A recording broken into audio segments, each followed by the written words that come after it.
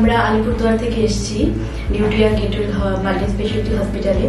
তো আমরা এখানে এসে আমার প্রচন্ডই কমপ্লিকেশনস এর মধ্যে দিয়ে আমরা এখানে এসেছিলাম। আমার সুগার ছিল, আনকন্ট্রোল সুগার ছিল, প্রেশার ছিল। সেই অবস্থাতে আমি ডক্টর বিজন পাটুয়া গাইনোকোলজিস্ট ওনাকে দেখিয়েছি। ওনাকে দেখানোর পরে উনি ওনার অ্যাডভাইস মতন আমি ডেলিভারিও এখানে করিয়েছি। ডেলিভারির আগে আমাকে ওনারা অবজারভেশনে রাখার জন্য এখানে ভর্তি করিয়েছিল। তারপর সেখানে অনেক অনেক উত্থান পতনের মধ্যে দিয়ে ডেলিভারি হলো। ডেলিভারির আগে ডপলার যখন আমি করতে গেলাম তখন দেখলো জল একেবারেই কম, ফ্লুইড একেবারেই কমে গেছে। তো সেই অবস্থাতে ডেলিভারি করাতেই হবে, ইনস্ট্যান্ট ডেলিভারি করাতে হবে 1 ঘন্টার মধ্যে। তো সেইভাবে ওনারা প্রচন্ড ভাবে সাহায্য করে আমাকে ডেলিভারি করিয়েছে। ডেলিভারি করানোর পরে আমার যে বেবি হয়েছে সে 520 গ্রাম ওজনের বেবি হয়েছে। তো সেটা তো বুঝতেই পারেন যে কতটা মানসিক সে মধ্যে দিয়ে গেছি আমরা।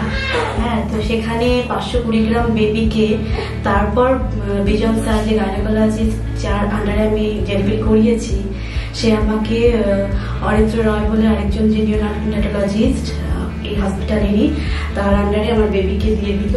সো বেবি যখন প্রথম জন্মগ্রহণ করে, baby was 26 weeker plus, along with baby হচ্ছে 520 গ্রামের ছিল।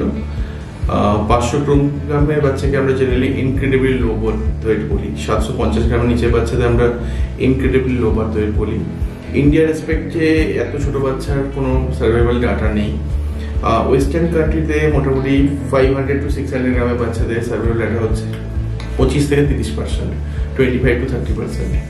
তার বেশি বাচ্চা জেনারেলি বাঁচে না।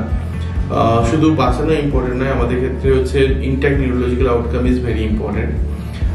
এত ছোট বাচ্চা সবথেকে বেশি সমস্যা থাকে, ব্রেনে ব্লিড হওয়ার চান্স থাকে, বহুদিন হচ্ছে অক্সিজেন সাপোর্টের প্রয়োজন হতে পারে, বিপিডি হওয়ার চান্স থাকে, চোখের সমস্যা হওয়ার চান্স থাকে, এবং তার সাথে অন্য সমস্যা যেমন পেট ফেটে যাওয়া, এগুলো সমস্যা থাকে। তো লাকিলি যে হচ্ছে এই বাচ্চার কোনোরকম কোনো সমস্যা হয় না, ব্রেনের মধ্যে কখনো কোনো ব্লিড হয় না, চোখের মধ্যে কোনো বড়সড় সমস্যা হয় না, বা হচ্ছে পেট ফাটা বা অন্য কোনো সমস্যা হয় না।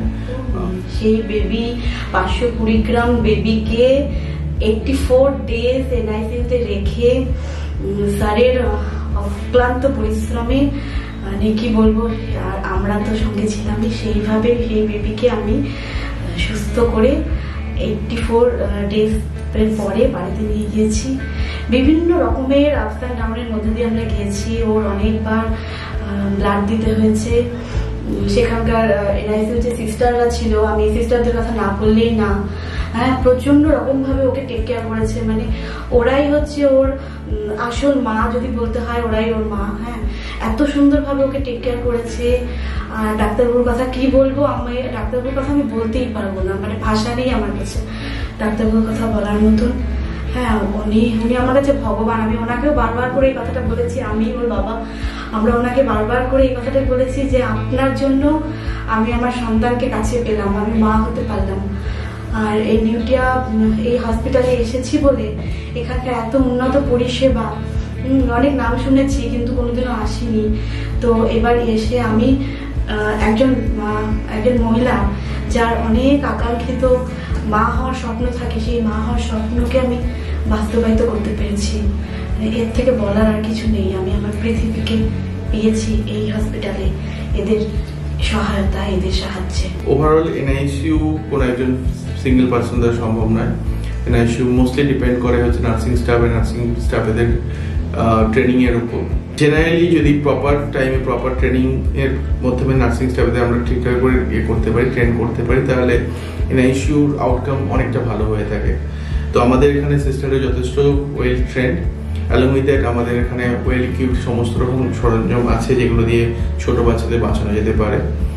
আর প্রপার ট্রিটমেন্ট করলে ছোট বাচ্চা যে আউটকাম খারাপ হবে বা নিউরোলজিক্যাল কোনো সমস্যা হবে এরকম কোনো ব্যাপার না। উইথ টাইম বাচ্চারা প্রপার ক্যাচ আপ করে এবং তাদের ডেভেলপমেন্টও সঠিক সময়ের সাথে ম্যাচ করে যায়। Thank you. নমস্কার।